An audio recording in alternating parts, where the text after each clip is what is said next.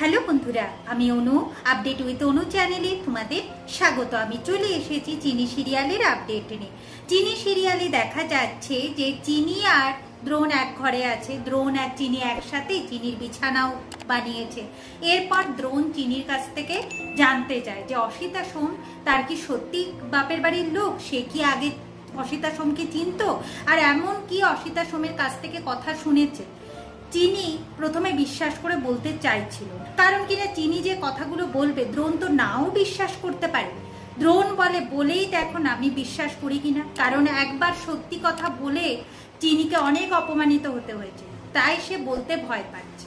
তবে ঠিক যখনই বলতে যায় ঠিক সেই সময় হেমাঙ্গিনী আর অপালার খেলা শুরু হয়ে যায়। অপালা ভাবছে যে দ্রোণ আর চিনি এক ঘরে আছে, তারা কি করছে। এর মধ্যে আবার অপালা স্বপ্নও দেখে বসেছিল যে দ্রোণ আর চিনি কাছাকাছি এসেছে, তারা একটা সুন্দর সময় কাটাচ্ছে, এই সব কিছু। এখন হেমাঙ্গিনী পড়ে যাওয়ার অভিনয় করতে থাকে। কি বলে কোমরে লেগেছে, তার কপালে লেগেছে, হাঁটুতে লেগেছে, সব জায়গায় নাকি লেগেছে। দ্রোণকে ডেকে পাঠিয়েছে। দ্রোণ বলে তাহলে কালকে সমস্ত পরীক্ষা করা হবে, সবাই এসেছে, চিনি না এলে চলবে নাকি, কারণ তাহলে সত্যিটা ধরবে কি করে। তাই চিনি আসে। চিনি এসে বলে আপনি উপুর হয়ে পড়েছেন না চিত হয়ে পড়েছেন, কোনটা পড়েছেন বলুন তো। উপুর হয়ে পড়লে তবে আপনার হাঁটুতে আর কপালে লাগবে, আর যদি আপনি চিত হয়ে পড়েন তবেই আপনার কোমরে লাগবে। আপনি যে কিভাবে পড়েছেন সেটাই ঠিকঠাক বুঝতে পারলাম না। এখন দ্রোণ ভাবে যে চিনি যেটা বলছে সেটা ঠিক, তবে চিনিকেই এই ঘরে থাকতে হবে। তাই দ্রোণ সবাইকে বলে তোমরা সবাই এই ঘর থেকে চলে যাও, অনেক রাত হয়েছে, এখানে না থাকলেও চলবে। তার আগে হেমাঙ্গিনীর কথা অনুযায়ী সবাই চিনিকে তাড়ানোর অনেক ব্যবস্থা করেছিল, কিন্তু দ্রোণের জন্য চিনি এই ঘরে থেকে যায়। আর অপালাও থাকতে চেয়েছিল। চিনি বলে আপনি নার্স বুঝি, আপনি পারবেন বেড প্যান দিতে, তারপরে ঠাকুমার ড্রেস চেঞ্জ করতে, এইগুলো আপনি পারবেন তো না, তাহলে আপনি চলে যান। সবাই চলে গেছে। এরপর চিনি হেমাঙ্গিনীকে বলে যে আপনার না এই খেলাটাও শেষ হয়ে যাবে, আপনি খেলাটা খেলতে গেলেন কিন্তু খেলাটা শেষ অবধি খেলতেই পারবেন না, দেখুন না কি করি।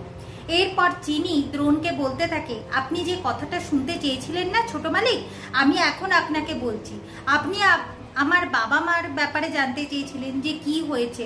আমার বাবা মায়ের আজকে যা অবস্থা তার জন্য দায়ী এই বাড়ির লোক, আর সেটা কর্তামা খুব ভালো করে জানে। এখন হেমাঙ্গিনী বলে তুমি দাদু ভাই বিশ্বাস করো না, চিনি সব মিথ্যে কথা বলছে, এর প্রমাণ কোথায় আছে, তোমার কাছে কি কোনো প্রমাণ আছে? চিনি বলে আমার কাছে প্রমাণ আছে। ঠিক যেই বলে সেই সময় হেমাঙ্গিনী উঠে দাঁড়িয়ে চিনিকে বলতে থাকে দেখি দাও, প্রমাণটা দাও। তখন চিনি দ্রোণকে দেখায় যে দেখলেন তো, উনি বলেছিলেন না উপুর হয়ে না চিত হয়ে কিভাবে পড়েছেন আমি বুঝতে পারছি না, কিন্তু এখন তো আপনি দিব্যি দাঁড়িয়ে আছেন, তাহলে বলুন তো কর্তাবা আপনি কিভাবে পড়েছিলেন। তখনই হেমাঙ্গিনীর এই খেলা শেষ হয়ে যায়। দ্রোণ বুঝতে পারে যে তার ঠাম্মি সব ব্যাপারেই অভিনয় করছে। আগামী পর্বে দেখা যাচ্ছে যে দ্রোণ তার ঠাম্মিকে বলছে যে এত অভিনয় আমি নিতে পারছি না ঠাম্মি, অনেক অভিযোগ, আমি একের পর এক অভিযোগ শুনেই যাচ্ছি। তবে এইটা শুনে রাখো, চিনি যে সত্যের খোঁজে বেরিয়েছে, চিনির পাশে আমি সব সময় থাকবো, আর অতীতে কি লুকিয়ে আছে সেটাও আমি খুঁজে বার করব, আর ওর সাথে তোমার কি সম্পর্ক সেটাও আমি জানবো। কেন তুমি বারবার মিথ্যের আশ্রয় নিচ্ছ সেটা যে আমাকে জানতেই হবে ঠাম্মি। এখন হেমাঙ্গিনী কি করবে? হেমাঙ্গিনীর খেলা শেষ। এভাবেই আজকের পর্বটা শেষ হয়ে যাচ্ছে। আশা করি আজকের পর্বটা তোমাদের ভালো লাগবে।